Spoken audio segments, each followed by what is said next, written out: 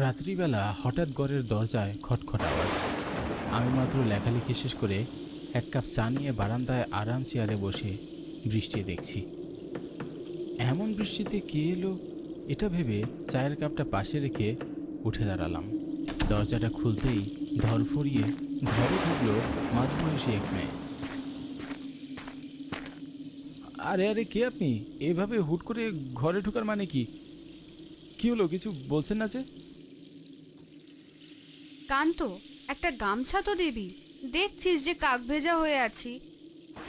দুর্গা দুর্গা, এই তুই এখানে এত রাতে? হ্যাঁ বলছি, আগে গামছা দে, জ্বর ধরবে আবার। আর বলিস না, বড্ড বিপদে পড়ে এসেছি। রাস্তায় ট্যাক্সিটা বন্ধ হয়ে গেল। আর এমন মুষলধারে বৃষ্টি হচ্ছে যে ট্যাক্সি ভালো করার উপায় ছিল না। খেয়াল করলাম তোর বাড়ির কাছেই আছি, তাই এখানে চলে এলাম। এসে আবার বিরক্ত করলাম না তো? আরে ধুর, কি বলছিস তুই? তুই বস, আমি তোর জন্য মায়ের একটা শাড়ি নিয়ে আসছি। আরে না না, তার দরকার নেই। তুই ভিজে গেছিস একদম, এভাবে থাকলে তো তোর জ্বর হবে। তুই থাম, আসছি আমি। আমি আলমারি থেকে বাদামি রঙের একটা শাড়ি সেট বের করে দুর্গাকে গিয়ে দিলাম। দুর্গা প্রথমে কিছুটা অস্বস্তি বোধ করলেও নিজের অবস্থা দেখে শাড়িটা আমার হাত থেকে নিয়ে নিল। দুর্গা আগেও যখন আসতো তখন শাড়ি পরেই আসতো। মা ওকে নিজের হাতে আদর করে খাইয়ে দিত। এখন তো আর মা নেই, আমি একাই। তাই হয়তো। আমি এসব ভাবতে ভাবতে দুর্গা এলো। আমি সেদিকে তাকাতেই আমার দৃষ্টি আটকে গেল মায়ের বেগুনি পাড়ের বাদামি রঙা শাড়িটায় অপরূপ সেই দুর্গার দিকে। আমার চাহনি দেখে দুর্গা বুঝতে পেরে বলল, কান্ত, কাকিমা মারা যাওয়ার পর থেকে বুঝি তুই একাই থাকছিস এখানে? কষ্ট হয় না? দুর্গার আচমকা এমন প্রশ্ন শুনে আমি বুঝতে পারলাম ও বিষয়টা এড়িয়ে যেতে চাচ্ছে। তাই আমিও সাই দিয়ে বললাম, কই না তো, কষ্ট হবে কেন? আমার তো অভ্যাস হয়ে গেছে। তা তোর মিহির কেমন আছে? মিহিরের কথা শুনতে দুর্গা দীর্ঘশ্বাস ফেলে আমায় জানালো, ভালো আছে হয়তো, এসব জিজ্ঞেস করিস না। ততক্ষণে বাহিরে বৃষ্টি অনেকটাই কমেছে। কান্ত, আজ আসি, বাইরে বৃষ্টিটা অনেকটা কমেছে। অনেক রাত হয়ে গেছে, আজ না গেলে হয় না? না রে। দুর্গা আর কোনো কথা না বলে দরজার দিকে এগিয়ে গেল। একবার পিছু তাকালো, দেখলাম সেই আগের মায়া ওর চোখে এখনো আষ্টে বৃষ্টি লেগে আছে। ও দরজা দিয়ে বেরোতেই আমি দরজার কাছে এগিয়ে গেলাম। আজ বাড়ির সামনের ল্যাম্পপোস্টার আলো জ্বলছে না, তাই অন্ধকারে আর কিছুই দেখতে পেলাম না। রাত অনেক হয়েছে, এটা ভেবে ঘরে গিয়ে শুয়ে পড়লাম।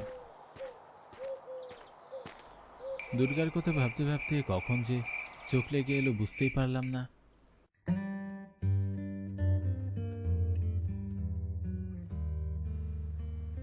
অফিসের কাজ শেষ করে আমি ফেরার সময় চোখ পড়ল একটা বাড়ির দেওয়ালে লাগানো পোস্টারের দিকে।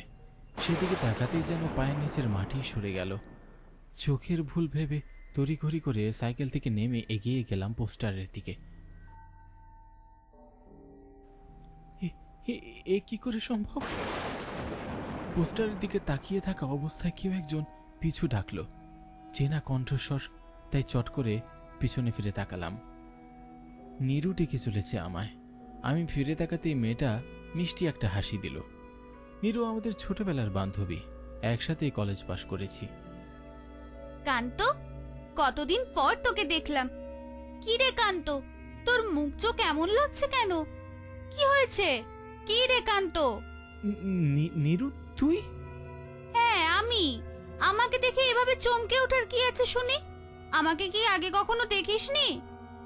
না, তোকে দেখে চমকাইনি। তাহলে কি হয়েছে তোর, সত্যি করে বলতো।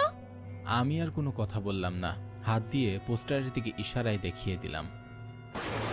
দুর্গার কথা বলছিস? ওকে তো কয়েক মাস আগে থেকে খুঁজে পাওয়া যাচ্ছে না। তুই দুর্গার কথা জানিস না? কিন্তু কাল রাতেই তো দুর্গা আমার বাড়ি গিয়েছিল, বৃষ্টি হচ্ছিল যে ঠিক তখনই। কি, তুই কি পাগল হয়েছিস? দুর্গার খোঁজ কোথাও পাওয়া যায়নি। ও বেঁচে আছে কিনা তাও কেউ জানে না। পুলিশ সব জায়গায় ওর খোঁজ নিয়েছে। বিশ্বাস কর নীরু, আমি সত্যি বলছি, কাল ওকে আমি দেখেছি। আমি জানি তুই ওকে পাগলের মতো ভালোবাসতিস, কিন্তু এইটা তোকে মেনে নিতে হবে কান্ত। নিরু আর নেই, ওকে কোথাও পাওয়া যাচ্ছে না। না না, আমি বিশ্বাস করি না। আমি এখনই দুর্গার বাড়ি যাব। না রে কান্ত, ওখানে তুই যাস না, ওরা তোকে আবার মারবে। যাস না তুই। সে দেখা যাবে।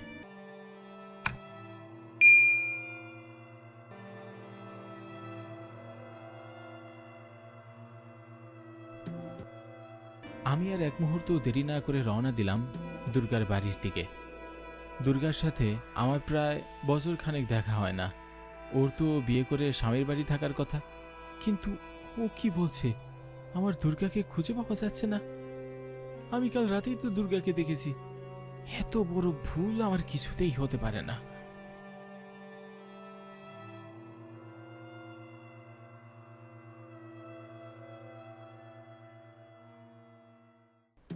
দুর্গা, দুর্গা, এই দুর্গা, বাড়িতে কেউ আছে? দুর্গা। দুর্গাকে ডাকতেই ঘর থেকে দুর্গার মা আর তার ভাই বেরিয়ে এলো। আমাকে দেখেই তাদের মাথায় রক্ত উঠে গেল। তোর কোনো লজ্জা শরম নেই ছোট লোকের বাচ্চা? আবার আমার বাড়িতে এসেছিস? ছোট জাত কোথাকার! এতবার মার খেয়েও কি তোর কোনো লজ্জা হয়নি? দেখুন দাদা, আমি এখানে কোনো সিন ক্রিয়েট করতে আসছিনি। আমি এসেছি। কেন এসেছিস তুই? তোরা ছোট জাত, তোরা আমাদের বাড়িতে আসলে আমাদের নাম খারাপ হয়। এই কে, কোথায় আছিস রে? এক্ষুনি আয় এখানে, বের করে বেটাকে এখান থেকে। দুর্গা কোথায়? দুর্গার কথা বলতেই পরক্ষণেই মুখ ভার করে বলল, জানি না। তোর জন্য আমার বোন। আমার জন্য মানে? দাদা সত্যি করে বলুন, দুর্গা কোথায়? দুর্গার তো বিয়ে হওয়ার কথা ছিল। কোথায় ও? পোস্টারে দেখলাম ও নিখোঁজ, কিন্তু কাল রাতেই ওর সাথে আমার দেখা হয়েছিল। এইসব তোকে বলার সাহস কে দিয়েছে? হ্যাঁ, দাদা আবার হিংস্র হয়ে উঠল। এরপর মুখের উপর দরজা লাগিয়ে দিল। আমি ক্লান্ত শরীর নিয়ে সাইকেল চালিয়ে বাড়ির পথে চললাম।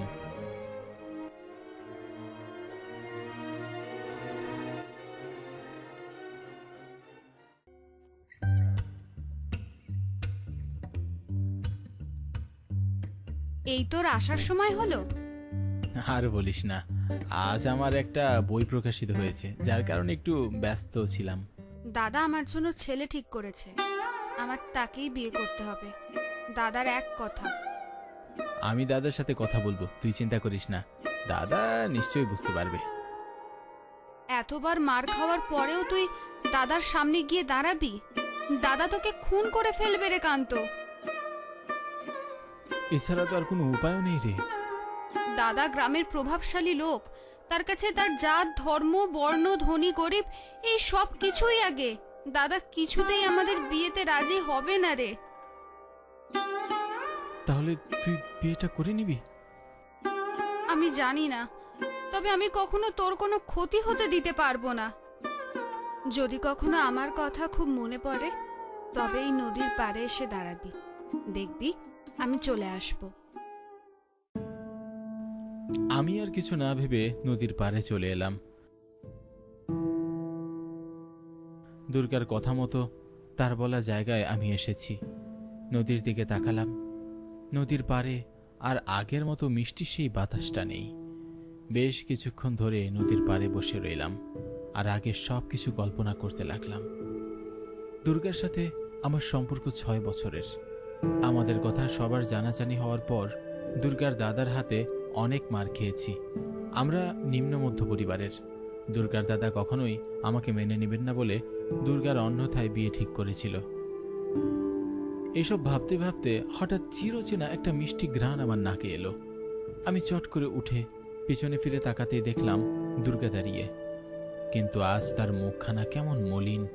আমার দিকে তাকিয়ে দুর্গা বলল, কান্ত, এলি তবে? দুর্গা, তোর সাথে আমার অনেক কথা আছে, আয় এখানে বস আগে।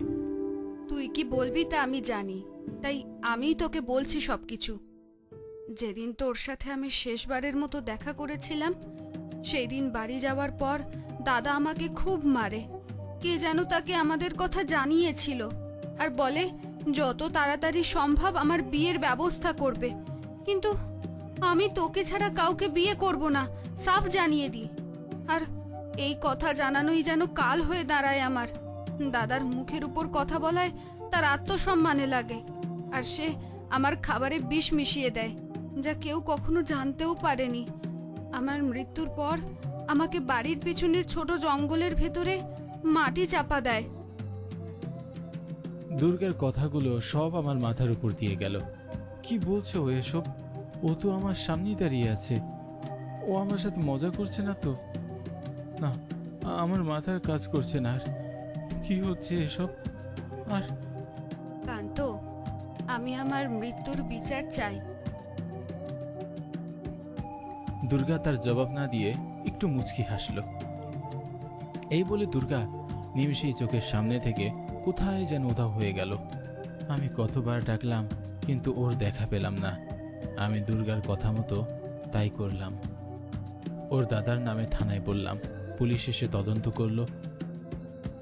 আমার কথা মতো পুলিশ জঙ্গল থেকে লাশটাও খুঁজে বের করলো। আজ তার কয়েক বছর পেরিয়ে গেল। আমি আমার দুর্গার সাথেই আছি। আমাদের খুব সুখের সংসার এখন। দুর্গাকে এখন আগের থেকে আরো বেশি মিষ্টি লাগে। এখন ওকে নিয়ে এভাবেই আমি থেকে যাব।